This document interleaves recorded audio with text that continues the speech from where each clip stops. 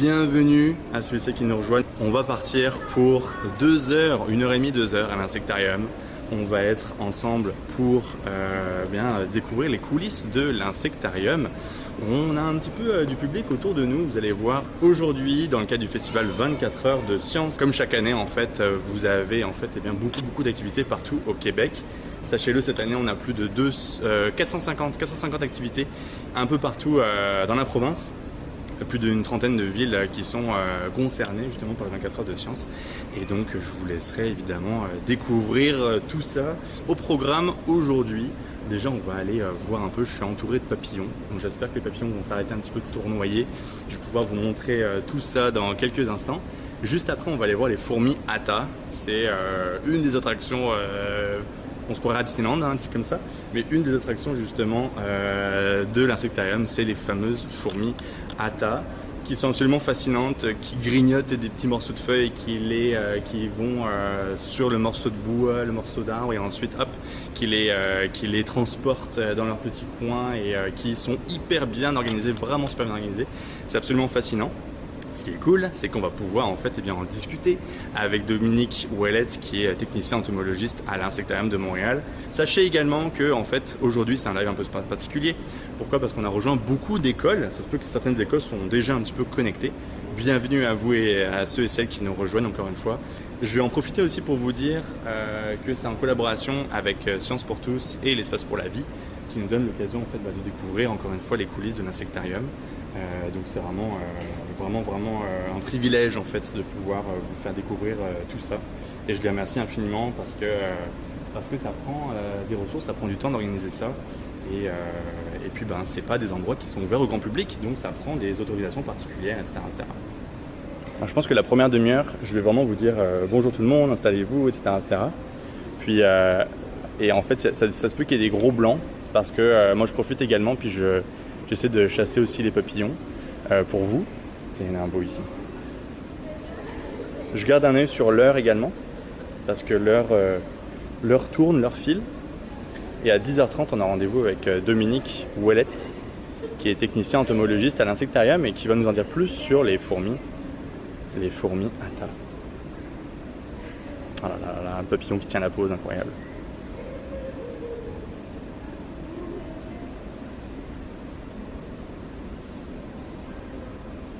Donc là, vous voyez un petit peu de nourriture ici. Là, il y aurait un ténébrion cendré du désert. Est-ce qu'on le voit? Eh oui, ils sont là, regardez.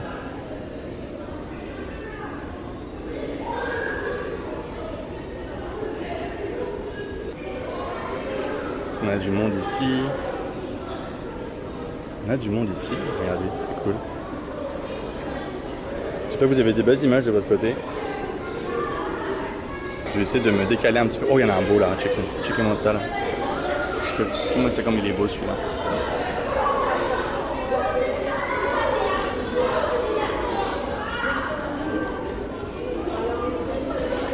Très très beau celui-là.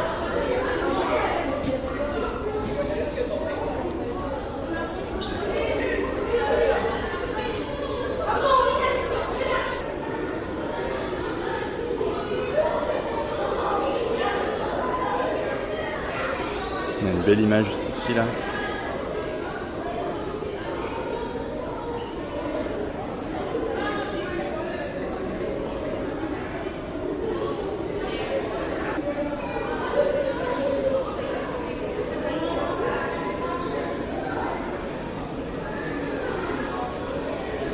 Il y en a beaucoup ici. Regardez. Chenilles sur les plantes hautes. Très cool. Regardez comme c'est beau. Ils ont des petits numéros en dessous. Des petits repérages.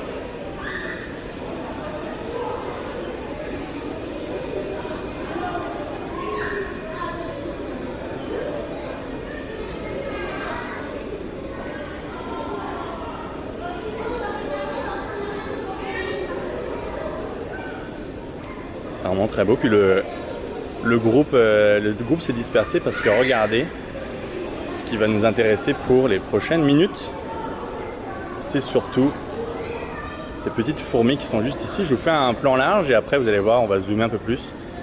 En fait, aujourd'hui, ce que je vais vous amener dans les coulisses de l'insectarium, donc on va commencer par regarder un peu l'arbre juste ici, suivre l'arbre juste là, clac clac clac, et éventuellement rentrer à l'intérieur du petit trou qu'il y a au fond pour en savoir un peu plus sur ces fourmis. Regardez l'arbre juste là. Et là, je pense que je vais juste essayer de cadrer le mieux possible pour vous montrer tout ça. Et je vous laisse faire des wow sur le chat. Et balancer vos plus belles emotes, of course. Les fourmis sont juste ici. Donc ce sont des fourmis coupe-feuilles. En fait, si vous regardez bien, elles ont des petits morceaux de feuilles sur leur petit dos. Tout est petit chez moi. Des petites feuilles avec des petites fourmis à leurs petites pattes qui font des petits pas et qui se baladent. Et on va se rapprocher un peu plus. Je pense qu'on va pouvoir zoomer un peu plus. Regardez-moi ça.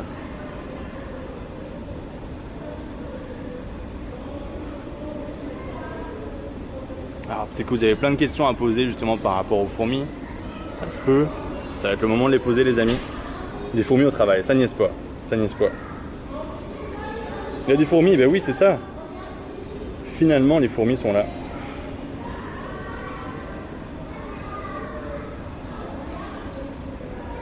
Avec les papillons qui volent derrière. Là, je vais essayer de me caler un peu. Comment je pourrais faire ça? Je vais me poser. Regardez, je vais me poser ici. Clac. Puis en même temps, je vous lis. Hop là. J'espère qu'on est bien cadré.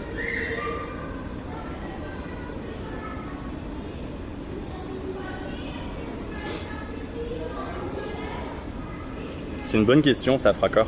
C'était quoi la végétation ailleurs? Je ne crois pas, je pense que c'est vraiment un type de feuille bien précis, je crois. Mais ça, ce serait une bonne question qu'on va pouvoir poser à Dominique tantôt. Est-ce que ça se passe bien au niveau du chat, les amis? Faites-moi un retour. Est-ce que la caméra c'est bien cadrée? Est-ce que le son est bon pour vous? Est-ce que tout est bon de votre côté? Faites-moi juste un petit signe. Elles sont à la fois en serre et en liberté, exactement. Elles vivent leur best life, là, ça bosse dur. Hein. Là, ici, là, je peux vous dire, il y a du boulot. Là, ça sue, là. Puis il n'y a pas de jour férié, là, c'est vraiment H24 que ça bosse. On va voir un énorme zoom sur des fourmis en train de couper des petites feuilles. Vous voyez au bout là-bas là, du tronc d'arbre, il y a un petit trou dans le mur. On va aller de l'autre côté pour aller voir Dominique. 1080, parfait. Bon, l'espèce fonctionne, ouais. Hein. C'est fascinant, moi ça me fascine. Donc qui régit ça quoi? Donc là on est vraiment en plein cœur de l'insectarium. Je pense qu'il y a un papillon qui s'est posé sur ma tête. Ouais, c'est posé. Il y a une rotation et les fourmis ont 2 jours de congé par jour. Ça se peut éventuellement. Hein. Regardez le papillon au-dessus, les 2 papillons. Et les fourmis en dessous qui bossent. C'est trop cool. C'est très très hypnotisant en fait. Je dois vous avouer, il faut que je fasse attention à l'heure. C'est très hypnotisant.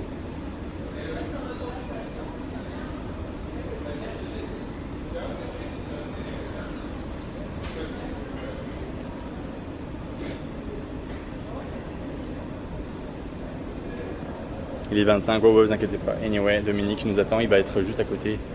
Donner un petit point de rendez-vous juste ici.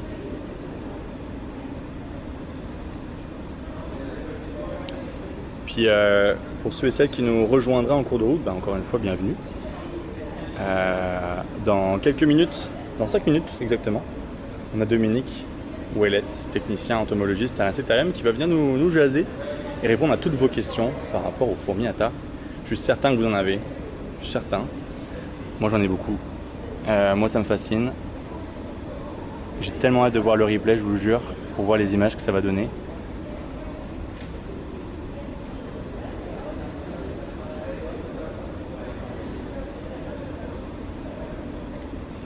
Fascinant. Bon matin Xenox, bonjour, merci beaucoup Viperga pour le sub offert à Tyrannoy, merci beaucoup. Merci infiniment. Merci, bonjour Tyrannoy, comment ça va? Comment vas-tu?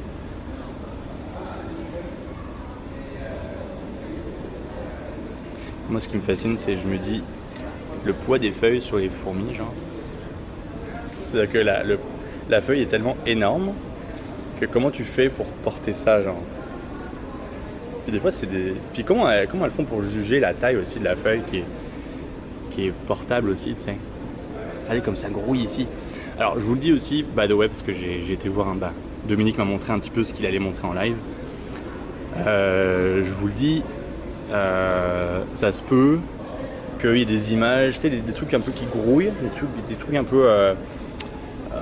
grosso modo, à côté, il va y avoir une boîte avec un champignon à l'intérieur, puis les fourmis grouillent à l'intérieur. Il y a des centaines de fourmis, peut-être des milliers éventuellement, fait que ça grouille à l'intérieur. Fait que ça se peut éventuellement que ce soit un peu... je mets juste un trigger warning si jamais vous n'êtes pas à l'aise avec ce genre d'image là. Je sais que ça peut peut-être certains peut-être un petit peu sensible par rapport à ça. Donc c'est parce qu'on va faire des zooms comme on fait là. Okay, le but c'est que ce soit le plus visuel possible puis que vous ayez les commentaires évidemment autour. Regardez comme elles sont belles.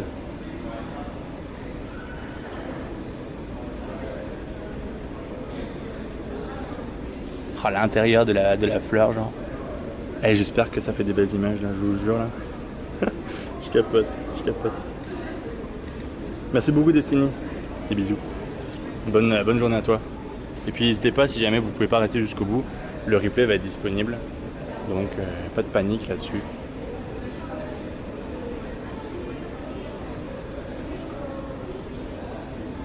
Allez, les images que ça fait, oh my god. J'ai tellement hâte de revoir le replay, je vous jure. Ça va faire une bonne annonce d'enfer pour la chaîne, ça va être trop cool. Je vais laisser encore quelques minutes pour que les écoles nous rejoignent tranquillement. N'hésitez pas à nous dire les écoles d'où vous venez, de quel coin, combien est-ce que vous êtes. Bienvenue à vous en tout cas, installez-vous. On part pour 45 minutes, 50 minutes avec Dominique Ouellette. Qui nous rejoint dans quelques secondes et on va aller de l'autre côté. Vous voyez, il y a un trou là-bas là. On va aller de l'autre côté. En tout cas, si Dominique est d'accord. Je vous lis. Puis je vois qu'il y a du monde qui continue à arriver. Bienvenue à vous.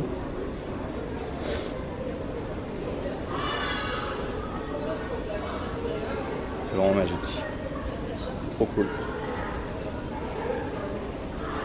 Pour l'exclamation 24 heures absolument pour en savoir un peu plus. Je vois qu'on est une centaine. Donc, bienvenue encore une fois à ceux-ci qui nous rejoignent. Dominique Ouellette est juste avec nous. Allô Dominique, je me cadre pour te voir. Comment ça va? Ça va bien toi? Ça va super bien. Écoute, on a passé une demi-heure à juste être hypnotisé par ce qu'on voit là devant nous. Et on est une centaine en ce moment en train de regarder en plus les écoles. Fait qu'on regarde et on est fasciné. On a déjà une première question. Tout de suite là maintenant, là, on démarre tout de suite. La question de, je pense que c'était Franca qui nous posait une question tantôt pour savoir en fait pourquoi est-ce que c'est ces feuilles-là et pas d'autres, mais donc pourquoi est-ce que les fourmis n'attaquent pas des autres végétations autour? En fait c'est simple, c'est parce qu'elles sont limitées. Si on leur donne ces feuilles-là, okay, mais ils n'ont pas accès au reste. La liane est connectée à l'arbre, puis dans le laboratoire est reliée à la colonie, donc ils ne peuvent pas aller ailleurs. Ah, ok, donc elles sont vraiment accès limité juste ici, genre mettons genre. C'est important qu'ils ne se sauvent pas, notre but c'est une forme de contention cachée, qu'on pourra se promener sur la liane, sur l'arbre, mais ils ne peuvent pas accéder au reste des autres. Très cool, très cool. Alors ça se peut qu'il y a un petit peu de bruit autour de nous, vous inquiétez pas sur le chat, on va être dans un endroit un peu plus silencieux, donc on va pouvoir bien entendre tout ça, parce que je crois, Dominique, que tu veux nous amener dans un endroit un peu secret, inaccessible au grand public. En effet, si tu regardes, les fourmis vont par là, et reviennent avec des feuilles par là-bas. Vers la gauche. En fait, c'est simple, c'est que le nid est dans le laboratoire. Est-ce que tu aimerais le voir? Le nid dans le laboratoire, absolument qu'on veut voir ça. Dominique, qu'est-ce qu'on a juste ici? Montre-nous. C'est ça, c'est le bout du tunnel dont tu nous parlais tantôt là. Exactement, là vous avez l'exclusivité, c'est rare les gens qui ont la chance de voir ça. En fait, les fourmis qui vont collecter les feuilles sur l'arbre, ils vont arriver ici et la liane finit ici. Et ce que vous avez dans les bacs noirs, c'est la colonie en fait. C'est ce qu'on va appeler les chambres. Et en fait, les gens souvent vont croire que les fourmis apportent les feuilles pour les manger. Mais en vérité, c'est beaucoup plus intéressant que ça. Ces fourmis-là vivent avec un champignon en association, un champignon qu'on dit symbiotique. Je vais expliquer par la suite c'est quoi. Et elles vont utiliser ces feuilles-là comme un engrais pour pouvoir nourrir le champignon. Le champignon va grandir et elles vont se nourrir du champignon. Donc tout d'abord, super important, un petit gant, absolument. Parce que c'est des fourmis qui ont d'excellentes mandibules. Elles ne peuvent pas me piquer, ils n'ont pas la capacité de me piquer, simplement parce qu'ils n'ont pas un dard. Okay. Mais par exemple, ils ont de très bonnes mandibules, donc ils peuvent me mordre. Donc pour éviter, on va juste mettre une bonne petite paire de gants. Est-ce que ça t'arrive d'en ramener parfois à la maison des fourmis? Parce que tu vis avec les fourmis, là, littéralement. Là. On fait vraiment attention. Souvent, ils peuvent monter sur nous, mais ici, c'est super contrôlé le laboratoire. Donc, on va avoir une zone de quarantaine qu'on va tout s'assurer qu'on n'en a pas pour éviter ça. Okay. Parce qu'il faut comprendre que ça, c'est pas des fourmis ici du Canada. C'est des fourmis, celles-là, ici, reviennent du Mexique. Donc, pour protéger notre environnement, on va éviter justement qu'il y ait des spécimens qui sortent à l'extérieur. Pas juste pour que la fourmi envahisse l'environnement, pour éviter ça, mais il faut penser aussi que ces fourmis-là ont peut-être des bactéries ou des virus sur elles qui pourraient affecter notre belle faune locale. Donc, il faut très faire attention à ça, c'est vraiment important. Donc, j'ai mes gants. Là, ce que je fais, c'est que je me mets un petit peu de poudre de talc sur les mains. Ça va éviter qu'elle grimpe sur moi, justement. Ça fait une mince couche, c'est comme une petite poudre. Et ça va glisser en dessous des pattes. C'est ce qu'on met ici pour les empêcher de sortir. Tantôt, on avait une question, entre autres, sur comment on fait pour éviter qu'elles sortent et qu'elles aient récolté les autres plantes. C'est que dans les contentions, on va mettre justement, comme ça ici, de la poudre de talc. Fait que ça glisse. Ils peuvent tout simplement pas accéder. Est-ce que vous êtes prêts? On est prêts. Très excités. Sur le chat, vous êtes prêts? Je pense que oui, ils sont prêts. Donc, ici, c'est une chambre. C'est comme l'équivalent de la grosse colonie. Mais j'ai déjà mis quelques feuilles. Donc, ils vont découper. On voit, ils ont commencé à découper des petits morceaux de feuilles comme ça. Et là, les plus grosses ouvrières qui découpent vont apporter les feuilles dans la colonie ici. Et si vous remarquez, ils vont vraiment les déposer en surface. Si vous voyez, il y a des fourmis vraiment de toutes les tailles dans la colonie. Il y a jusqu'à 16 formes différentes de fourmis dans cette colonie-là, c'est-à-dire 16 tailles. Et ils ont chacun un rôle différent. Donc, les ouvrières vont déposer les feuilles ici. Et là, il y a de plus petites ouvrières qui vont découper la feuille en tout petits morceaux. Puis par la suite, il y a des ouvrières encore plus petites, qu'on appelle vraiment les minima. Là. Regardez, c'est les toutes petites feuilles ici. C'est vraiment miniature. Tout petites fourmis. Bon, elles, leur rôle, ça va être d'intégrer les feuilles aux champignons. Là, le champignon va pousser sur les feuilles. Et tout ce que vous voyez de blanc ici présentement, c'est le champignon qui se nourrisse. OK. Et ça, c'est plus qu'un mutualisme. Hein? C'est ce qu'on appelle une symbiose. C'est-à-dire que la fourmi ne peut pas vivre sans le champignon et le champignon ne peut pas vivre sans la fourmi. OK. Les fourmis ont-elles une intelligence collective? Nous demande Viperga. Viperga, c'est une excellente question en fait. On ne peut pas dire que la fourmi va avoir une intelligence. Mais par exemple, c'est un petit peu comme notre cerveau. Il faut voir les fourmis comme un super organisme. C'est-à-dire que c'est comme des cellules. Fait que chaque fourmi va être comme l'équivalent d'une neurone. Une neurone seule, ça n'a aucun effet. Ça ne peut pas rien faire. C'est pas très efficace. Mais par exemple, dans ce cas-là, ici, ce sont des milliers de neurones ensemble. Fait qu'on pourrait voir la colonie comme un cerveau. Et de leurs différents comportements, ils vont essayer plein de choses. Ben, les comportements qui sont positifs pour la colonie vont être sélectionnés. Je donne un exemple. Il essaye de pouvoir se sauver. Puis il y en a une qui prend un morceau de bois. Puis c'est utile, ben, les autres vont se mettre à faire pareil. Donc là, ils vont avoir un comportement, puis ça va faire une forme d'intelligence collective. Donc c'est pas une vraie intelligence, mais c'est vraiment comme un comportement social et collectif qui leur permet de faire des choses incroyables. Fait qu'elles sont constamment en communication entre elles. Exactement, c'est une très bonne question aussi. Les fourmis sont toujours en communication. Principalement chimique.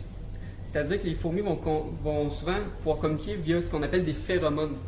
En fait, c'est des odeurs et ils ont différents récepteurs sur les antennes. Donc, ils ont différents messages qui vont pouvoir se partager. Souvent, quand on voit les fourmis vont aller à un endroit, on va voir, ils vont faire ça avec leur abdomen. Ben, en fait, ils laissent des petites pistes, des petites miettes de pain derrière elles pour pouvoir aller vers un objectif. Et quand elle revient, là, elle va vraiment déposer son abdomen comme ça. Puis là, elle va dire une piste disant « Hey, j'ai trouvé quelque chose d'intéressant par là-bas. » Fait que oui, ils sont toujours en communication, puis ils communiquent par principalement les phéromones. Et sinon, ils vont aussi communiquer de manière visuelle. Comme certaines fourmis dans les milieux désertiques vont beaucoup communiquer via des signaux visuels, simplement parce que s'ils mettent des phéromones chimiques, ils vont cuire dans le désert. Tandis que nos Hata ici, nos fourmis coupeuses de feuilles, une de leurs méthodes de communication spéciale, c'est vraiment, ils vont communiquer par le son. Est-ce qu'on pourrait essayer à entendre éventuellement Oui, on peut essayer. Je ne peux pas garantir que ça va marcher, mais on va juste essayer d'en prendre une plus grosse. On va faire mieux que ça, je vais la prendre. La colonie à côté est plus grosse, donc elle a des plus grosses soldats. OK. Parce qu'on n'en a pas trop parlé des soldats, mais on en a une juste ici, là. Ah, ça, c'est une grosse ouvrière. C'est une grosse ouvrière, ok. Ça, c'est une vraie grosse Ah, cigale. ouais, let's go. Let's go, let's go. Ça, elle, son rôle dans la colonie, c'est elle est extrêmement agressive. En fait, ça va être de défendre la colonie. Ok. Donc, elle, il faut faire attention. Une chance que j'ai mes gants, parce qu'elle pourrait me mordre. Là, ce que je vais faire, c'est que je vais la prendre sans la blesser, comme ça, par la tête. Et on voit, je sais pas si ta caméra est assez précise, mais on voit son abdomen, présentement, il bouge. Il bouge, ouais. Ici. Ouais. Là, c'est parce qu'elle a un organe stridulatoire. Et elle va aviser ses collègues qu'il y a un danger. Ok. Je vais essayer de la mettre près du micro. Vous allez voir, c'est une petite stridulation. Évidemment.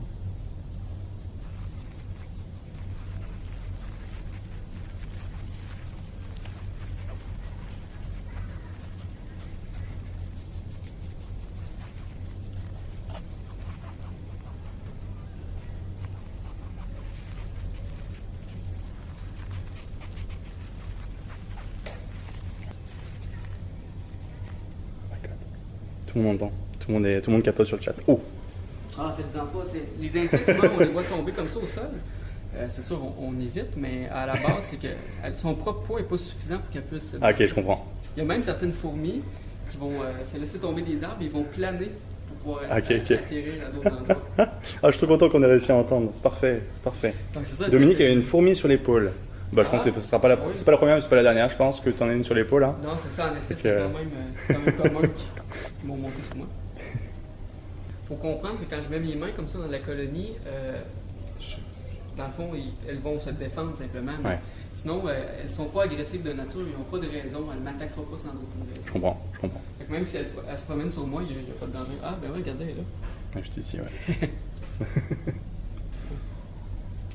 Là, tantôt, tu nous as parlé des 16 types de fourmis de tailles différentes. Oui, exactement. Tu as parlé de mémoire de celles qui coupent les feuilles, des toutes petites qui vont comme les intégrer dans le champignon. Et je pense qu'on s'était arrêté là un peu Ouais. dans l'explication. Enfin, que la relation entre la fourmi et justement le champignon, je pense qu'on s'était arrêté là. Oui, c'est ça, l'origine de la symbiose. En fait, c'est simple, c'est que il y a un petit peu plus que 65 millions d'années, il y a eu ce qu'on appelle la crise crétacée.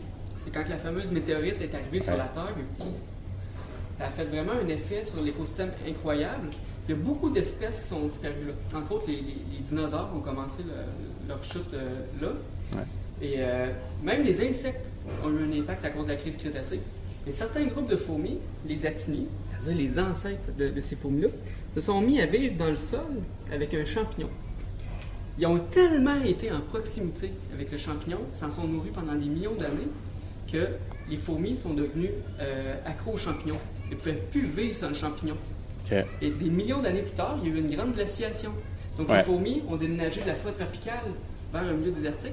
Et ce champignon-là s'est éteint de la nature, littéralement. Ok. Donc ce champignon-là n'existe plus dans la nature. Le seul endroit où est-ce qu'on peut le trouver, c'est dans les colonies de ces fourmis-là. Puis ils sont tellement adaptés pour vivre ensemble. Comme je disais, c'est une symbiose, c'est une relation obligatoire, que le champignon a plus de défense. C'est la fourmi qui va le défendre. Et la fourmi va élever le champignon. Et en échange, le champignon va produire ce qu'on appelle des gongilidia. C'est des petites boules de champignons. Le seul but de ces petites boules de champignons-là, c'est de nourrir les fourmis. Donc, si les fourmis n'avaient pas de champignons, elles ne survivraient pas. Non. Et si le champignon n'avait pas ses fourmis, elles ne survivraient pas non plus. Exactement. Le Qui est champignon la base de ne la peut plus symbiose. exister dans la nature sans elle. Et c'est seulement pour les fourmis coupeuses de feuilles. Hein? Par exemple, c'est seulement Ok. les actinies. C'est pas, si vous trouvez une petite fourmi dans votre cour, ça ne veut pas dire nécessairement qu'elle va élever des champignons. Je comprends. Mais c'est ça, bref, c'est vraiment relié à une symbiose entre les deux.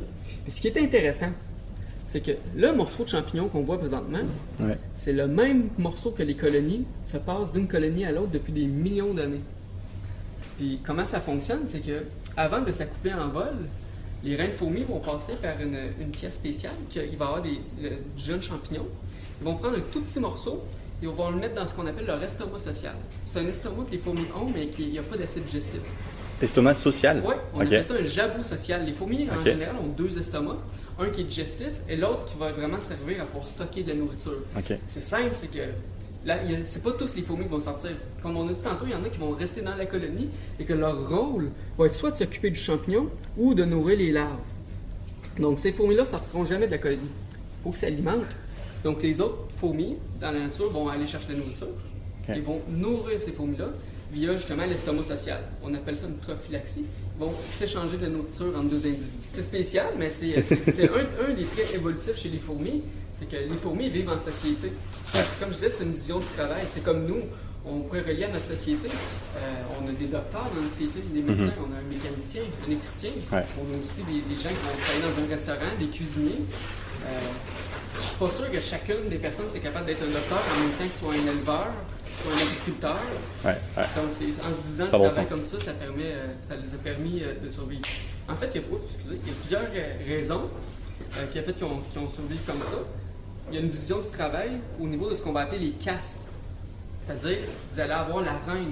Le rôle de la reine, c'est être reproductrice. C'est elle qui va pondre. Et les ouvrières, donc la caste des ouvrières, elles sacrifient leur reproduction pour le bien-être de la colonie. Ça, c'est la première raison de leur succès. Et la deuxième raison, c'est justement les variations. C'est-à-dire que chaque ouvrière va faire un travail différent. Comme notre société, on a un médecin, un cuisinier, ça va varier. Donc, ça nous a permis de bien s'adapter. Bon, on retourne pour la deuxième fois à notre reine. Ouais. Avant de sortir de la colonie, elle va mettre dans son estomac social un tout petit morceau. C'est plus petit qu'une tête de pain, c'est vraiment miniature.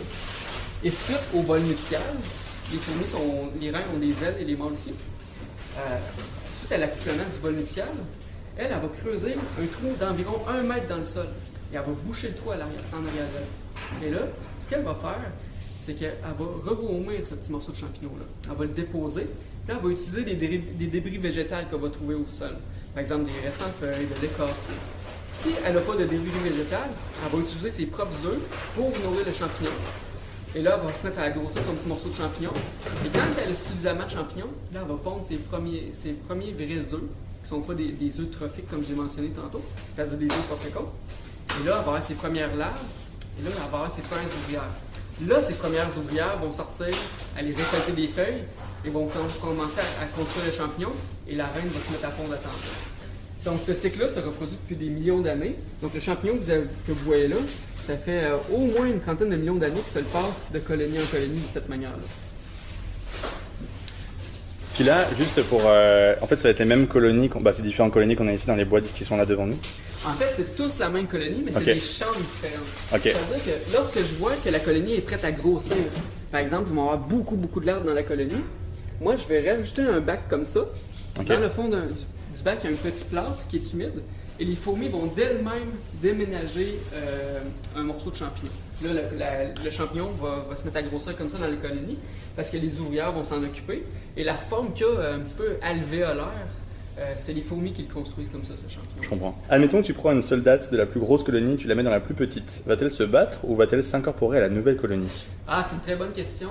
Pour cette espèce-là, elle ne s'incorporera pas. Il faut comprendre que les colonies s'identifient avec des odeurs. C'est un petit peu comme nous. Nous, on se reconnaît au visuel, mais chez les fourmis, chaque colonie va avoir une identité chimique différente. Si je prends la colonie de droite puis je la mets dans la colonie de gauche, elle va la prendre pour une envahisseuse, elle va l'attaquer. Par exemple, il y a certaines espèces de fourmis qui elles peuvent s'accepter en différentes colonies. Comme la fameuse fourmi d'Argentine, qui est une des espèces les plus envahissantes au monde. Ils peuvent faire des colonies sur plusieurs centaines de kilomètres parce qu'elles n'ont pas cette différence chimique-là. Fait que la reine de la colonie A, la reine de la colonie B, ils peuvent travailler ensemble pour faire une même colonie. Donc, ils vont envahir des territoires très très larges comme ça. Pour les contenir, vous utilisez de l'huile de paraffine. De paraffine, on utilise du... Ce qu'on utilise ici, c'est de la poudre de talc. Talc, excusez-moi. C'est de la petite poudre de talc. Ouais. Sinon, l'autre méthode aussi, c'est d'utiliser de l'huile végétale. Pas de l'huile végétale, mais de l'huile minérale que vous pouvez acheter en pharmacie. Comme des huiles, des huiles minérales. Ça fait un petit peu le même principe. Même si vous voulez élever des fourmis, on va en parler un petit peu. Cette colonie-là, comme vous voyez, il n'y a pas de poudre à bébé autour. Il n'y a pas de poudre de talc, mais ce que j'ai fait, c'est que j'ai mis une petite couche d'huile minérale. Puis la petite couche d'huile minérale va faire la même fonction que la poudre à bébé, que la poudre de talc, en fait. Ça va empêcher les fourmis de pouvoir grimper. C'est plus accessible que la poudre de talc, c'est plus facile à trouver. Est-ce qu'il y a une raison particulière pour que ce soit les fourmis Atta qui soient présentées à l'insectarium plutôt qu'une autre variété, nous demande Hermana? C'est une très bonne question aussi. La raison est simple, c'est qu'ils sont vraiment impressionnants. Dans le monde, il existe plus que 14 000 espèces de fourmis. Pourquoi cette espèce-là? C'est parce qu'ils font des immenses colonies et c'est des fourmis coupeuses de feuilles. Ils sont vraiment spectaculaires. C'est visuellement beau. C'est ça exactement. Ça nous permet de les voir, aller couper les feuilles, les rapporter. Ouais. Mais en plus, c'est que ces fourmis-là ont vraiment des rôles écologiques hyper impressionnants. Donc, ça permet ici aux gens de l'éducation de pouvoir expliquer le rôle écologique des fourmis. En même temps, on voit, c'est pas toutes les fourmis qui vont faire des grosses colonies là. Ouais. Il y a certaines espèces de fourmis qui vont faire des colonies de 10, 15 ouvrières. Une colonie comme ça peut grossir facilement, juste comme ça. Vous savez combien d'œufs peut pondre une reine atta par jour?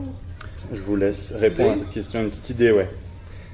Combien d'œufs par jour la reine peut-elle pondre, à votre avis? Je vous laisse réagir sur le chat, puis en même temps, je vous lis en même temps. Il a fallu combien de temps pour en arriver à un champignon comme celui-ci? On peut parler d'âge, parce que ça, ces Oui, colonies-là, on les maintient petites. Hein? Fait que cette colonie-là, ça peut devenir immense. Une colonie comme ça va manger entre 2 et 6 mètres de feuilles, 2 à 6 mètres carrés de feuilles par jour. Et, donc, on les garde restreintes, parce que sinon, on n'aurait pas assez de feuilles durant l'hiver pour garder des grosses colonies. Mais ces colonies-là, les reines ont été récoltées au Mexique à la fin de 2019. Donc, c'est une colonie qui a environ plus ou moins 5 ans.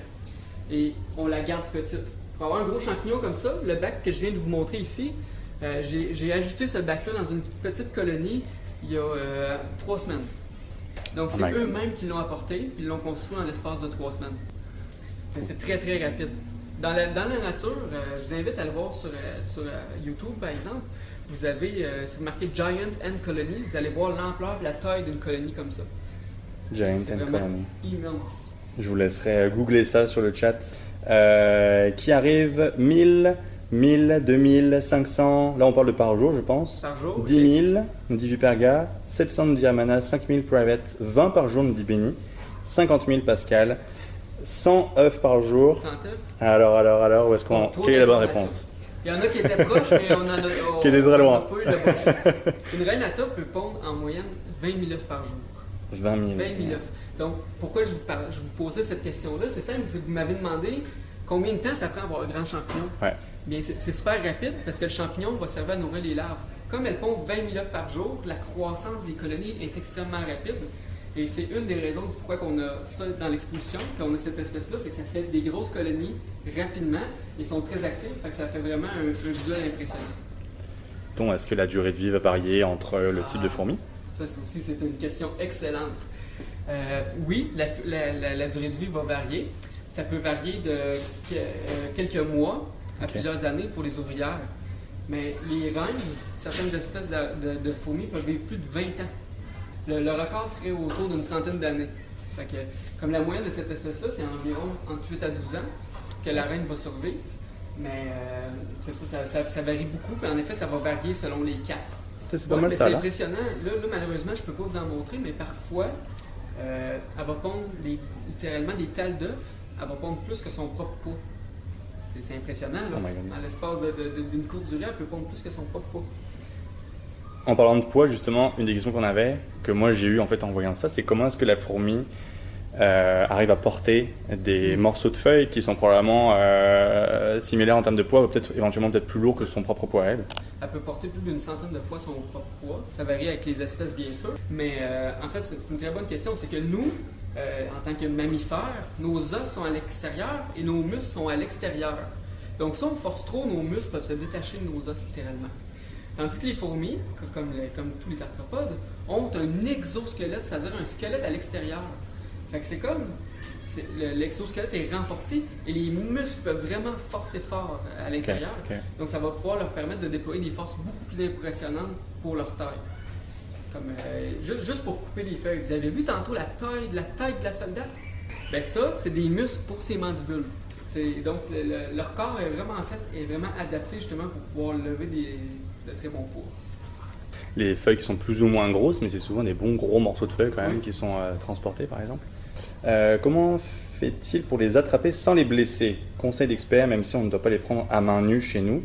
Mais comment fais-tu pour les prendre sans les blesser par exemple? En fait c'est simple, j'ai pas vraiment besoin d'y prendre. Ils vont monter naturellement vers moi. Ils sont très curieux, ils vont venir comme ça sur moi. Et si je veux la prendre par la suite, je vais vraiment la prendre par le côté. Fait que comme ça, en prenant sa tête, j'évite de la blesser, j'évite en même temps qu'elle me morde, tout simplement. Bon. Mais en effet, il faut éviter de les prendre, les fourmis.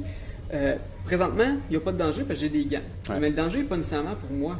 C'est que moi, j'ai peut-être des bactéries sur ma peau. Et sinon, je vais y transmettre mon odeur.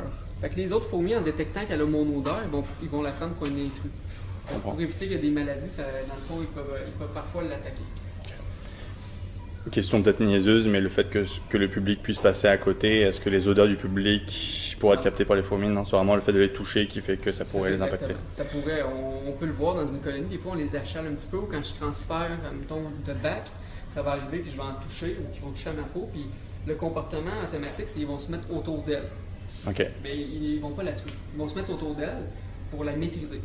Puis avec le temps, elle va soit reprendre son odeur, ils vont comprendre que c'est une de leurs sœurs, puis ils vont la laisser aller. C'est sûr, c'est pas à sa vie complète, hein. Elle passe pas sa vie à pondre autant comme ça. Puis ça varie, c'est pas un chiffre qui est tout constamment le même. C'est comme dans le début de la colonie, comme ces colonies-là, quand on les a reçues du Mexique, c'était une reine avec un tout petit morceau de champignon, puis elle avait seulement 6 ouvrières. C'est logique, ça se mettrait à pondre des millions d'œufs au début, elle serait pas capable de s'en occuper. Donc ça va être graduel. Puis vraiment, à son climax, quand elle va pondre au maximum, elle va pondre plus de 20 000 œufs par jour. Il y a combien d'espèces au Québec, nous demande Viperga? Ah, très bonne question. On n'a pas de nombre fixe. Mais c'est dans la liste des espèces du Québec faite par le docteur André Francoeur, c'est plus ou moins 115 espèces. Fait qu'on n'a pas les 3 espèces, on n'a pas juste la petite brune, la petite rouge qui pique, la charpentière. On a beaucoup d'espèces au Québec. Et pourquoi qu'on n'est pas sûr du nombre? C'est que les fourmis taxonomiquement, pour l'identification, c'est pas toujours facile. Fait qu'on, c'est pas toutes nos régions du Québec qu'on a explorées pour aller voir les espèces. Ça, c'est de 1. Et avec les changements climatiques, il y a beaucoup d'espèces qui vont migrer du sud. Petit exemple, j'ai écrit un article récemment avec des collègues pour une nouvelle espèce de charpentière dans le coin de Windsor, vraiment dans le sud de l'Ontario. Personne ne savait qu'elle était là avant. Donc, c'est commun qu'on trouve des nouvelles espèces pas décrites ou qu'on va avoir ce qu'on appelle des nouvelles mentions. On n'a jamais trouvé cette espèce-là au Québec. Oups, voilà, on fait un article, donc on peut l'ajouter à la liste. Mais il y a beaucoup d'espèces qui vont être connues sur des sites en ligne comme iNaturalist, mais qui n'ont jamais été confirmées. C'est une photo, mais on n'est pas sûr, donc on ne peut pas la mettre officiellement dans la liste d'espèces. Comment est-ce qu'on fait pour savoir si c'est une nouvelle espèce? Parce que quand on regarde comme ça les fourmis, elles se ressemblent tellement toutes, mais évidemment toi tu as l'œil pour directement les différencier. Mais comment tu fais quand tu vois une fourmi, mettons à Windsor, ou en tout cas dans d'autres régions du Canada ou dans le monde, comment tu fais pour détecter à l'œil nu qu'elle serait potentiellement différente, que ce serait une trouvaille que tu ferais? C'est le travail justement des systématiciens, c'est-à-dire de faire de la taxonomie. C'est qu'on va récolter des individus de chaque colonie. Ça n'impactera pas négativement la colonie. Et on va les mettre en collection. Regardez, si vous venez ici, je vais vous montrer. Ça ici, c'est plus une collection visuelle. C'est toutes des espèces de fourmis avec des comportements intéressants. Mais ici, vous avez une collection scientifique. Donc, c'est une partie de la collection scientifique de l'insectarium. C'est une grosse partie de mon travail ici, c'est justement de faire la collection scientifique, comme mes collègues. Mais moi, je vais faire principalement des fourmis. Et ce qu'on va faire, c'est qu'on va récolter quelques individus d'une colonie. On va les monter comme ça en collection. Ça va me permettre de pouvoir les identifier. Donc là, une fois qu'on l'a identifié, je vais être capable de dire « Oh, OK, cette espèce-là, je la connais pas. Là, je vais creuser un petit peu plus. » C'est comme ça qu'on peut trouver si c'est soit des nouvelles espèces. Juste au Québec, on a 5 espèces qui sont connues, mais qui ne sont pas encore décrites, que c'est des nouvelles espèces. OK. C'est une science qui est quand même toujours en évolution. Hein? Puis la taxonomie change toujours. C'est-à-dire que des fois, on a une espèce qui, il y a 10 ans, elle avait un nom. Présente. Puis par la suite, via la génétique, par exemple, on se rend compte que l'espèce A et l'espèce B, c'était la même. Fait que là, ils vont être ce qu'on appelle synonymisés, puis ils vont changer de nom. On va leur donner le nom d'origine. Fait que c'est un travail. C'est sûr, on ne peut pas être spécialiste dans tout. Hein. Comme si vous me montrez un coléoptère, je ne peux pas vous dire aussi facilement c'est quoi l'espèce. Mais comme les fourmis, c'est mon groupe, ma spécialité, j'en ai vu beaucoup, je suis capable de dire ça c'est l'espèce A, ça c'est l'espèce B. Et sinon, on va avoir des clés d'identification.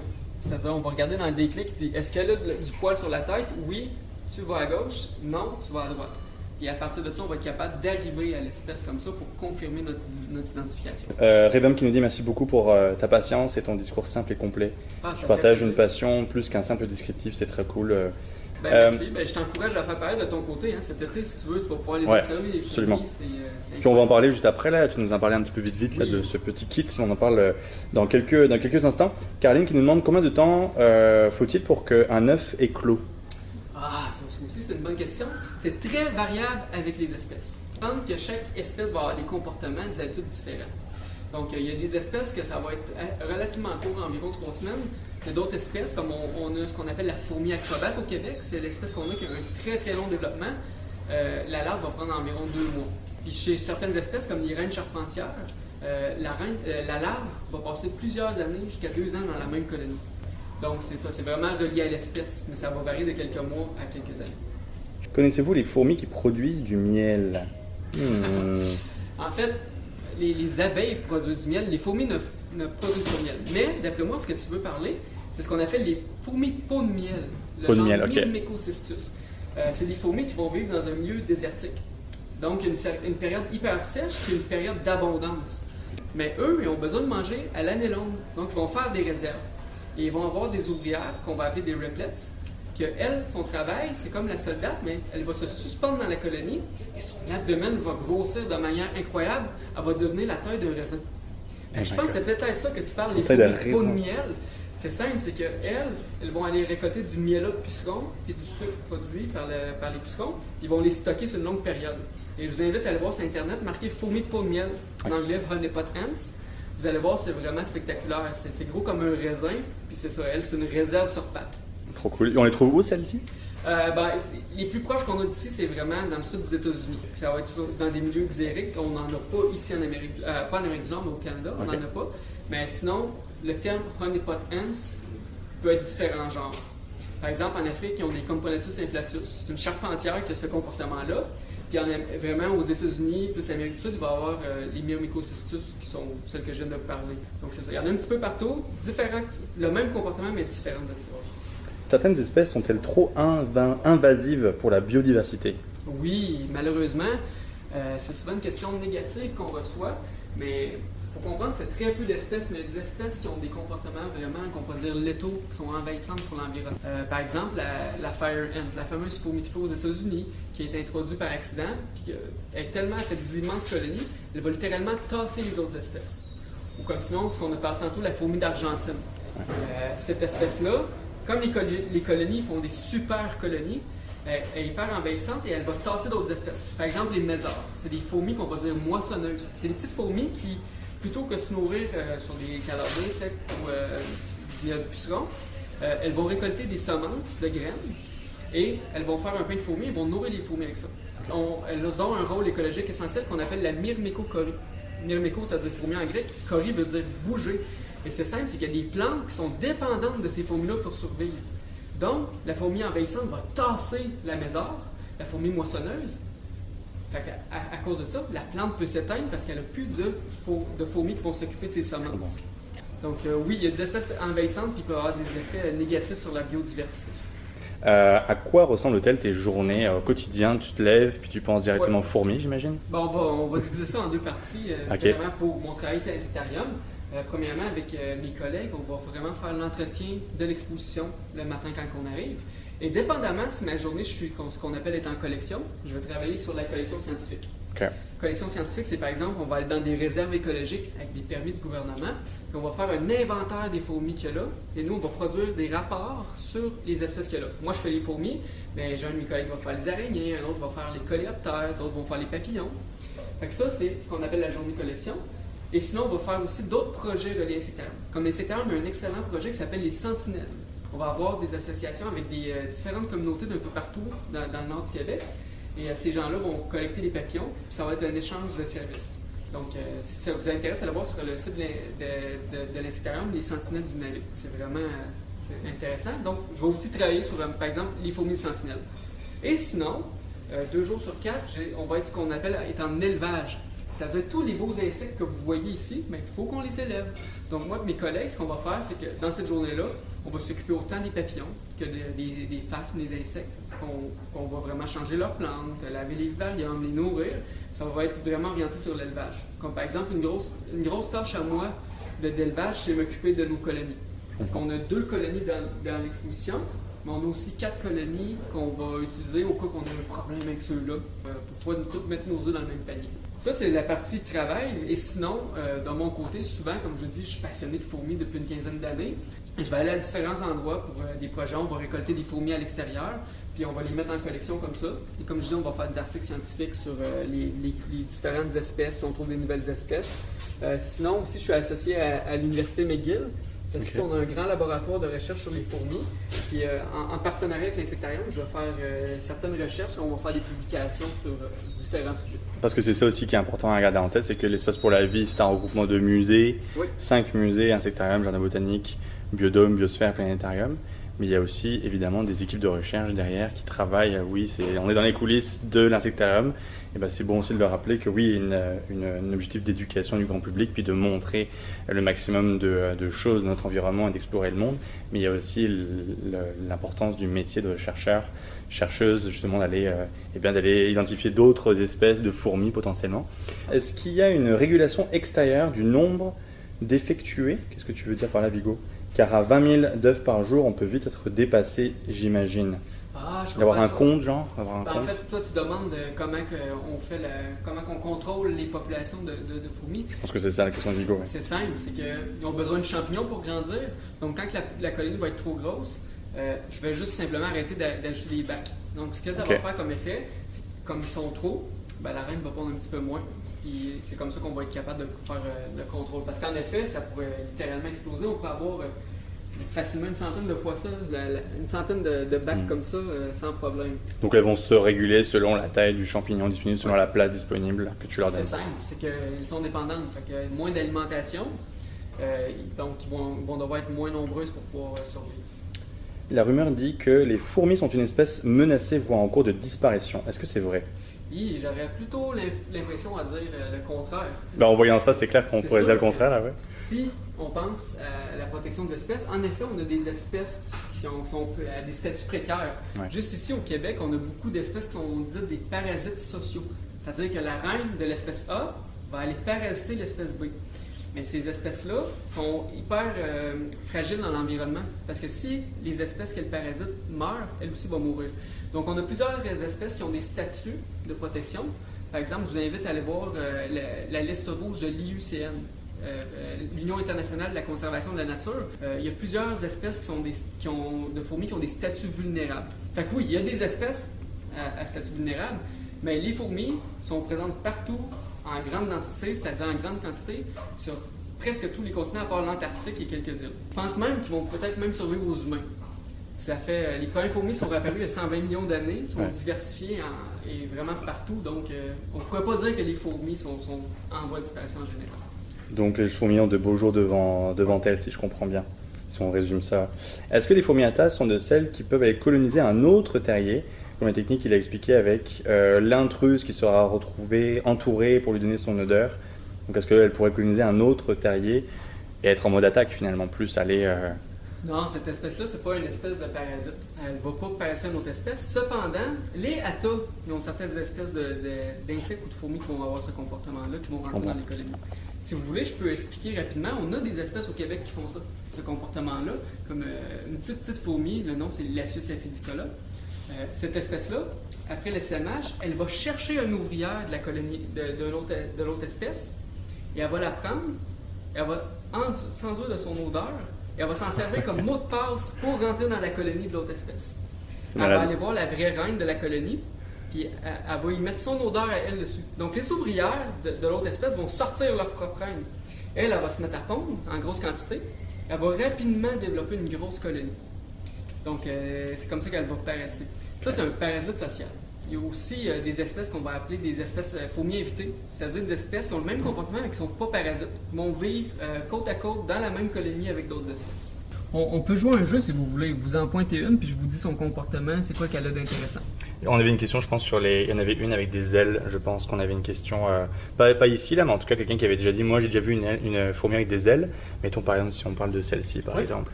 Justement, c'est ce que vous avez là, c'est une reine atta. Okay. C'est une fourmi atta. Faut comprendre, quand vous voyez des fourmis avec des ailes, ça peut être soit un mâle ou une reine. Souvent, on va dire des princesses dans le cas de la reine avec ses ailes, ou le drone dans le cas du mâle. C'est simple, c'est que les fourmis, comme ils ont une colonie, pour pouvoir répandre leurs gènes, ils doivent s'échanger des individus.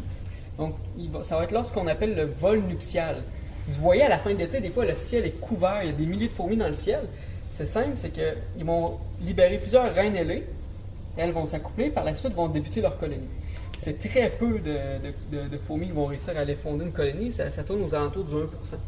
Fait que donc, quand vous voyez des fourmis avec des ailes, ce qu'on appelle des fourmis volantes, c'est les reproductrices, c'est les futures reines, en fait. C'est vrai qu'on ne voit pas souvent, par exemple, des fourmis avec des ailes, fait que c'est toujours un peu plus impressionnant que voir les autres sans ailes, par exemple. Oui, ben c'est ça qui est intéressant. Puis, d'ailleurs, c'est possible, hein? Il y avait eu ça comme question. Est-ce que c'est possible de partir des colonies, dans le fond, en élevage? Ouais. Et oui.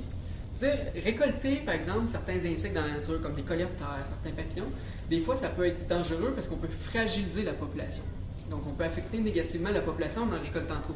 Par exemple, les fourmis vont saturer leur environnement avec des reines. C'est simple, c'est un petit peu comme les cigales qu'on va voir bientôt aux États-Unis.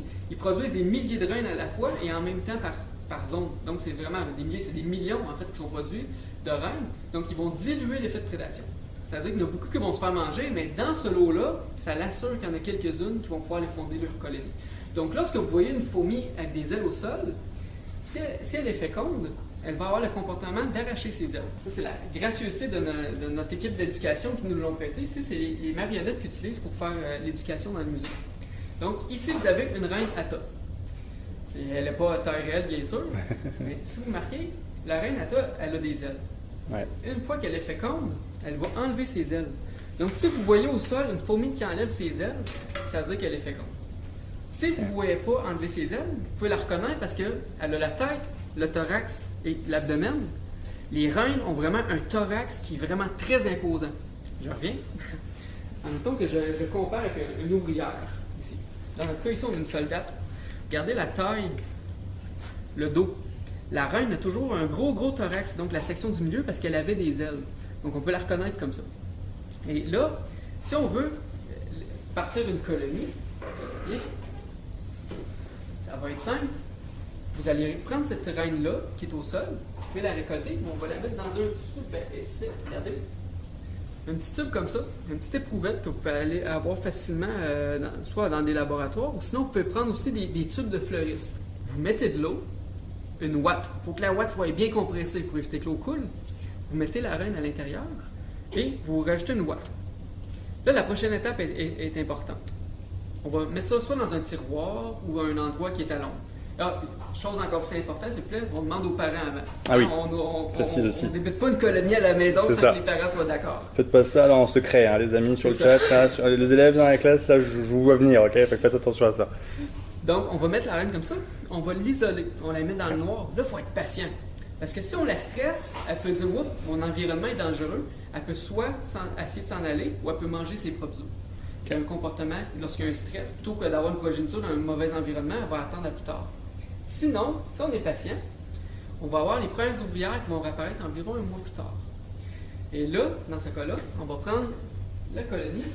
Je vous donne un petit exemple. Ici, ça c'est une petite colonie que j'ai récolté une reine au sol à la fin de l'été passé.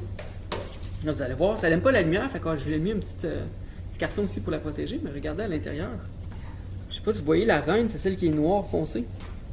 Elle est dure à voir, mais elle est quand même grosse comparée aux ouvrières. Ouais, un peu grosse, ouais. Donc, une fois qu'elle va avoir ses premières ouvrières comme ça, là, on va pouvoir se mettre à la nourrir.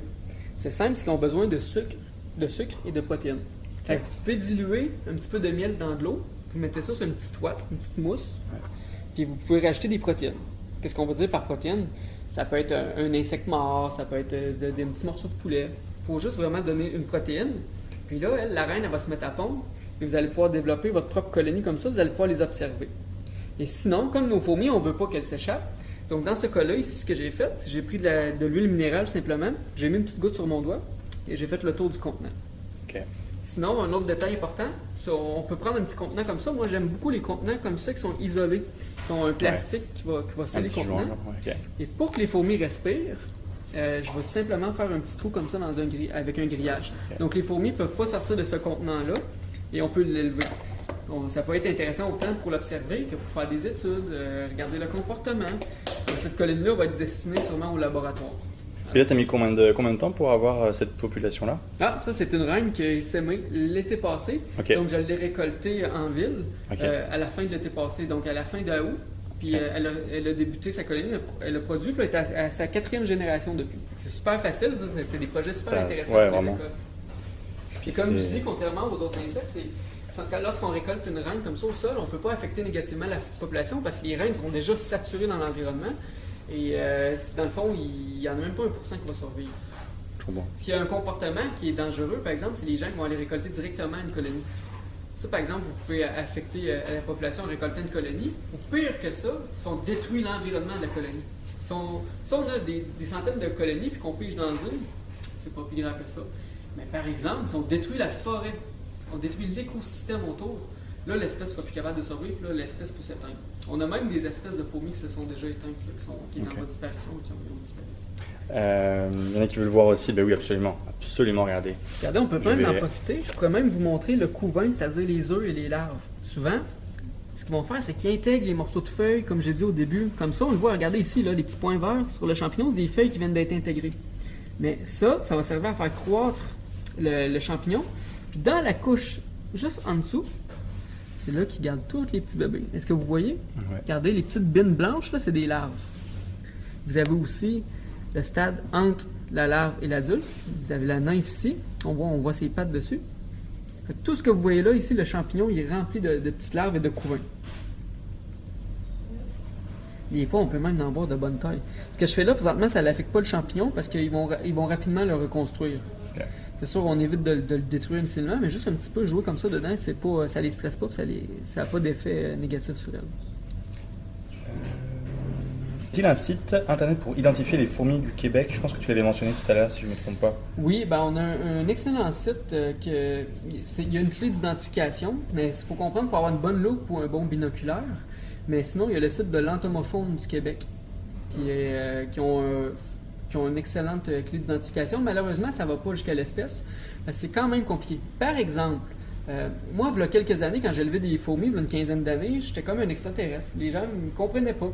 Mais présentement, c'est rendu hyper commun, les gens qui ont des colonies de fourmis. Donc, si vous allez sur Internet, vous avez de super belles communautés de gens que si vous postez une photo ou vous avez des questions, ça va leur faire un plaisir de vous aider. Autant pour une fourmi à l'extérieur que des fourmis que vous voudriez garder. Là.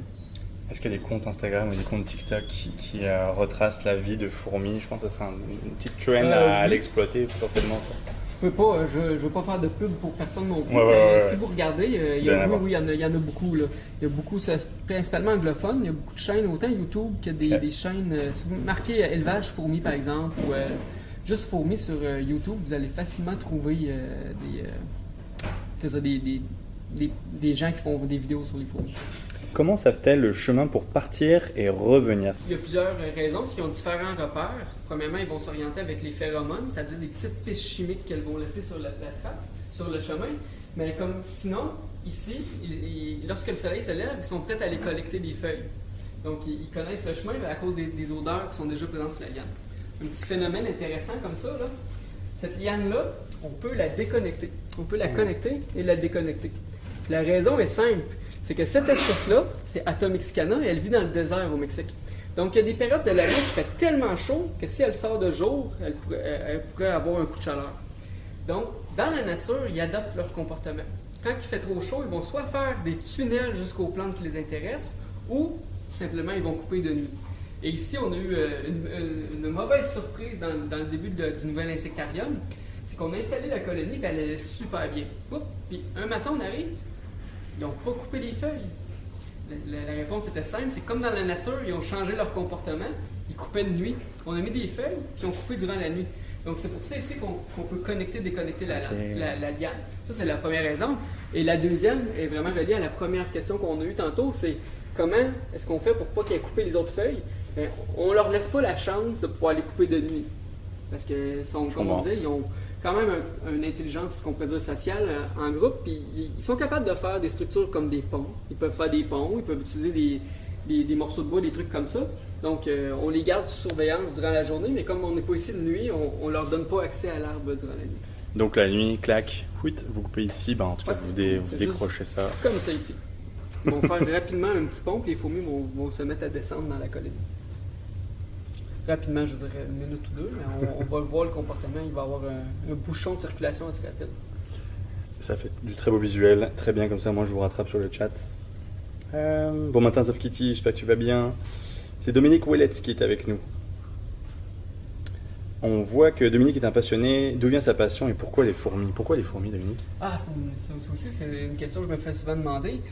Moi, à la base, j'ai toujours été passionné d'entomologie. C'est-à-dire, quand j'étais petit, je voulais travailler avec les insectes. Et justement, je me suis mis à essayer d'identifier des fourmis environ un petit peu plus d'une quinzaine d'années, moins de 20 ans, mais une quinzaine d'années. Et c'est ce qui m'a apporté aux fourmis. Donc, je me suis mis à étudier les fourmis. Puis, de fil en aiguille, c'est rendu mon groupe favori. C'est-à-dire que je travaille très peu avec les autres groupes d'insectes autres que les fourmis. Okay. Et c'est ça. On pourrait dire que les fourmis sont la moitié de ma vie présentement. C'est très important dans ma vie. Je dédie ma vie à les étudier. Puis aussi, c'est important de garder en tête aussi que chacun a sa spécialité dans le fond. Exactement. Toi, tu es spécialisé fourmis, mais tu as d'autres spécialistes aussi à insectarium. Je vois qu'il est déjà 11h27. On continue à discuter, puis ça se peut qu'on déborde un petit peu, mais c'est tellement fascinant. J'aimerais ça que ça dure encore plus longtemps. Les écoles, n'hésitez pas à nous faire signe si vous avez encore des questions. On a Ariel Atou qui nous demandait où trouver une reine. Comment identifier une reine? Peut-être le rappeler, parce qu'on en a parlé, je pense, un petit peu tout à l'heure. Regardez, je peux vous donner un petit exemple avec des fourmis ici. Je ne sais pas si ta caméra est assez bonne pour pouvoir voir. Ça, un exemple, c'est des fourmis charpentières du Québec. Comme vous avez ici la princesse ailée, avec le drone, c'est-à-dire le mâle. Et suite à l'accouplement, elle va perdre ses ailes. Donc, vous voyez ici, j'ai une reine. Un petit peu plus loin, j'ai une soldate une ouvrière. Donc, la reine a souvent un plus gros abdomen. Et le plus important, c'est au niveau du dos, c'est-à-dire le segment du milieu. Il y a la tête, le thorax et l'abdomen. Le thorax va être beaucoup plus large puisqu'elle avait des ailes. Donc, c'est le moyen de repérer, de différencier une reine. Fracon qui nous dit, tu parlais de protéines tout à l'heure. Quand elles meurent, je suppose qu'elles se mangent entre elles. Ah non, c'est une bonne question ça, mais non. En effet, les fourmis, il faut comprendre, c'est un petit peu comme nous. Nous, on l'a vu il y a quelques années avec la pandémie. Vivre en société, ça implique parfois d'avoir des maladies. Donc, les fourmis, pour éviter les maladies, ce qu'ils vont faire, c'est qu'ils vont prendre des cadavres, ils vont aller les mener loin de la colonie. Okay. Souvent, ils vont avoir ce qu'on appelle des dépotoirs. Dans le cas des fourmis-atta ici, lorsqu'ils mangent le champignon, les restants de champignons, ils vont aller vraiment les mener dans un dépotoir. Certaines espèces, comme désertiques, souvent, ça va être sous la colonie, dans le sol, mais d'autres espèces plus tropicales, ils vont les mettre à l'extérieur et il va y avoir des fourmis spécialisées dans le dépotoir qui, eux, vont s'occuper de toucher aux cadavres, simplement. Donc, ils vont isoler les cadavres le plus loin. Donc, c'est pas vrai qu'ils vont se manger entre elles. Donc, elles ne sont pas cannibales? Non. Est-ce que les fourmis se communiquent entre elles, comme par exemple le champignon a été déplacé? Est-ce qu'elles se communiquent l'information d'aller le réparer, entre guillemets?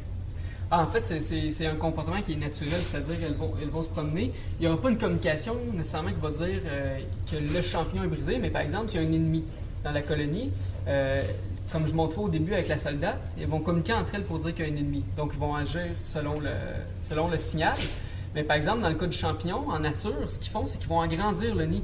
Ils vont se mettre à creuser, ils vont faire une autre chambre, un autre compartiment. Et là, les petites ouvrières vont prendre des petits morceaux de champignons qui vont déménager. Au même principe que vous voyez présentement avec les feuilles, mais avec le champignon. Donc, ils vont déménager des petits morceaux de champignons. Regardez, je porte ton attention ici, là. Est-ce que vous voyez? Ils sont proches. Présentement, si on les laisse là avec le temps, ils vont finir par comprendre, puis ils vont faire un pont. C'est-à-dire que les feuilles vont tomber, ils vont faire une liaison entre les deux. Donc, c'est pour ça qu'on les déconnecte de nuit.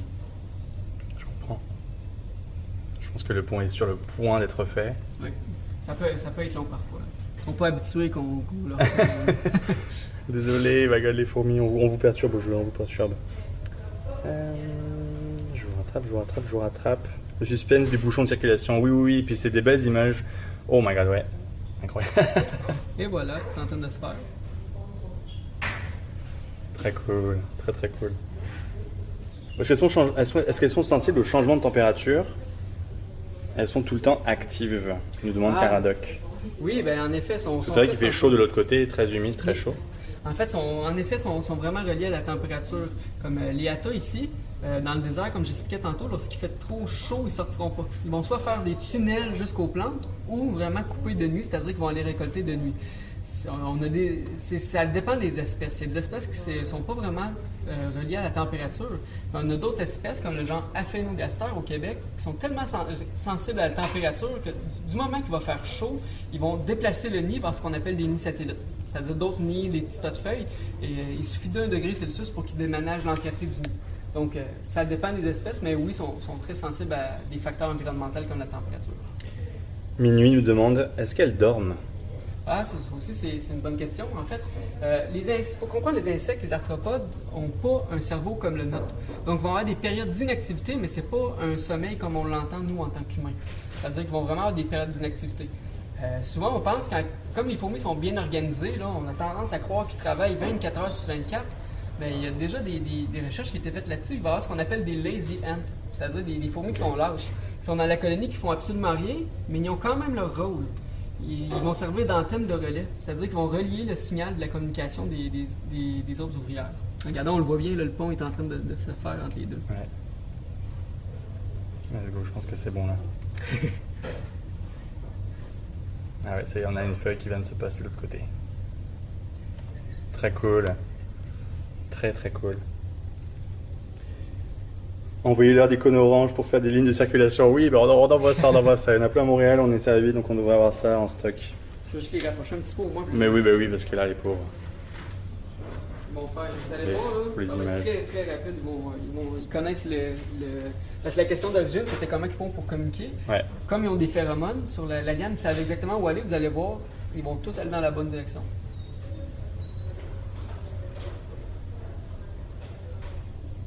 Oui, parce qu'elles font pas demi-tour, c'est ça l'affaire. Ça pourrait se ça dire, peut arriver, parfois qu'ils vont retourner en arrière. C'est juste parce que là, il y a un bouchon de circulation, fait qu'ils cherchent une solution. Ouais. C'est-à-dire qu'avec le temps, ils auraient trouvé un autre passage. Dans notre cas, ils ont juste un passage, heureusement, mais s'il y a vraiment un bouchon, ils vont trouver un autre passage. Très cool. Attention, le service reprend graduellement sur les lignes vertes. Ouais, c'est exactement ça. C'est ça qui se passe. Merci pour votre attente. Libérer, délivrer, ouais, c'est ça. Les amis, on arrive, il est 11h34. Si vous avez une ou deux dernières questions pour Dominique, c'est le moment. Parce que on va conclure. Fracoc nous demandait, quand vous fermez la nuit, ça prend combien de temps pour qu'elles reviennent toutes au nid? Ah, ben c'est pas long. Comme on voyait tantôt, ça va faire vraiment une boule de fourmis qui va tomber. Ouais. Et si on remarque ici, le nid, il finit vraiment où il y a leur contenant. Okay. Donc, c'est simple, c'est qu'ils vont faire des boules de fourmis qui vont tomber au niveau du sol. Donc, ça prend environ 1 heure, il n'y a quasiment plus de fourmis. Mais c'est sûr, il va toujours en rester quelques-unes sur l'arbre, mais ils sont toujours vivantes le lendemain. Ça va être les premières à revenir simplement. Donc, c'est environ 1 heure avant qu'il y en ait plus. Est-ce qu'une colonie peut avoir plusieurs bases en fonction des saisons? Oui. Les colonies, il y a beaucoup d'espèces, c'est toujours selon l'espèce bien sûr, ouais. Mais il y a plusieurs espèces qu'on va appeler polygynes, donc plusieurs reines. Et ce que tu dis, on appelle ça polydomique. Donc, lorsque vous regardez une cour, il y a des petits pis de sable là, dans le cours, ouais. Un trou n'est pas nécessairement une colonie. Ça peut être plusieurs trous dans une colonie, mais ça peut aussi être le contraire. Okay. Ça peut être plusieurs petites colonies appartenant à la même. Dans ce cas-là, on va appeler ça des colonies satellites, des nids-satellites. Okay. C'est-à-dire que selon les besoins, ils vont déménager. Par exemple, il y a une fourmi qui les attaque. Ils ne resteront pas dans le même nid. Ils vont déménager vers un nid de secours, simplement. Quelle est ton espèce de fourmi préférée? Mon espèce de fourmi préférée, c'est pas une espèce qui est grosse, qui est impressionnante. C'est la fourmi Hippoponera punctatissima. Il l'appelle la Rogers Ant. Et pourquoi c'est ma favorite? C'est que c'est une fourmi vraiment spéciale. Chez toutes les fourmis, c'est la seule qui va faire des mâles qui n'ont pas d'ailes. Il y en a plusieurs. Okay. Mais cette espèce-là a des mâles mineurs, c'est-à-dire des mâles ouvrières, puis des mâles soldats. C'est la seule espèce sur les 14 000 espèces qui font ça. Et c'est une fourmi qu'on va dire primitive. C'est une fourmi qui a son dard, qui doit chasser. Et elle a plein de caractères des fourmis plus évoluées dans l'arbre du vivant. Donc c'est une fourmi très spéciale. Et un de mes travaux aussi insectarium, c'est de trouver c'est quoi les raisons, c'est quoi dans l'environnement, c'est quoi qui est arrivé évolutivement pour que ce soit la seule sur les 14 000 espèces à avoir ce critère-là. Ce qu'on appelle la Rogers Ant, ça en est ici. C'est tout petit, là. Comme je vous dis, c'est vraiment une petite fourmi, mais ça en est ici. C'est un de mes projets de recherche ici à l'insectarium. Peux-tu nous redire le nom? Hippoponera punctatissima. Regarde, si tu filmes dans le bas, il y a l'identification qui est là, ce qu'on appelle la Rogers Ant. Ça, pour la prononciation, c'est parfait. Hippoponera punctatissima. Là, c'est compliqué, mais si vous remarquez la première ici, ça, c'est un mâle soldat. Un mâle major. Okay. Comme je dis, c'est la seule espèce actuellement connue à avoir ces deux formes de mâles-là sans ailes. Merci infiniment, Dominique. Ça fait plaisir. Pour ton temps. Une vague de love, s'il vous plaît, sur le chat pour remercier Dominique pour son temps. Je vous refais encore un petit tour d'horizon. On va repasser de l'autre côté juste après pour conclure le live, of course. Mais vous voyez donc dans les coulisses, encore une fois, de l'insectarium. Et je vous laisse encore une fois envoyer du love sur le chat, sont belles en vidéo, mais je vous invite à venir les voir en vrai. L'Escam est ouvert tout l'été. Vous allez voir, c'est vraiment, on a une très belle exposition. Est-ce que, dernière question pour toi, est-ce qu'il y a des ressources sur le site d'Espace pour la vie pour justement se lancer dans une fourmilière? Est-ce qu'il y aurait des ressources éducatives qui pourraient à partager éventuellement? Non, pas pour l'instant. C'est que peut-être on va voir quelque chose va être développé dans le futur, mais actuellement non. Okay. Comme je dis, il y a beaucoup de forums. Il y a beaucoup de documentation qui a été faite par Espace pour la vie pour les fourmis sur Internet. Mais comme c'est quand même compliqué, l'identification et trucs comme ça, il n'y aura pas de ressources comme ça sur le site. Peut-être dans le futur, on verra. Mais en tout cas, n'hésitez pas à aller visiter l'insectarium si vous avez des questions à poser. Il y a plein d'animateurs et animatrices qui sont là pour répondre à toutes vos questions. On s'est vraiment fait plaisir. Dominique a été vraiment extrêmement généreux de son temps et de toutes ses explications. J'espère que ça vous aura plu. On refait encore un petit tour. Il y a des petits papillons juste ici qui se baladent. C'est très cool. Je vous rappelle avant de partir que l'insectarium fait partie de l'Espace pour la vie. L'Espace pour la vie, c'est un ensemble de 5 musées. Vous avez le planétarium, le jardin botanique, le biodôme, la biosphère et l'insectarium. Et en fait, c'est ouvert durant toute l'année. Vous pouvez prendre un passeport qui vous permet d'avoir accès à tout l'ensemble des musées à l'année de manière illimitée. Soutenir l'Espace pour la vie, c'est soutenir la science, c'est soutenir l'environnement, c'est soutenir la recherche scientifique, c'est soutenir tout simplement la science avec un grand S. Donc voilà, je suis extrêmement fier en fait de vous avoir permis de visiter ça et de voir ça de plus près. On a eu beaucoup de disponibilité de la part de Dominique. Je vais en profiter juste avant de vous quitter juste ici. Je vais en profiter pour remercier l'Espace pour la vie de nous avoir donné accès à l'insectarium, un endroit un peu privilégié dans les coulisses de l'insectarium. C'est une chance inouïe en fait qu'on a de pouvoir aller voir, de pouvoir discuter avec des professionnels, des experts, expertes. On est très très privilégié de pouvoir le faire. Je remercie également Science pour tous. C'est grâce à Science pour tous qu'on peut vraiment profiter de ce genre de live là également dans le cadre du festival 24 heures de science.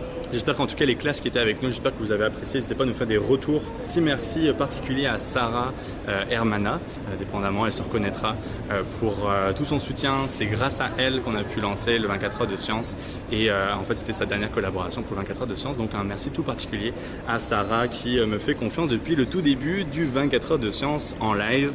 Prenez soin de vous, bonne fin de semaine, reposez-vous, bonne soirée, bonne fin de journée et à très bientôt j'espère. Des bisous, ciao.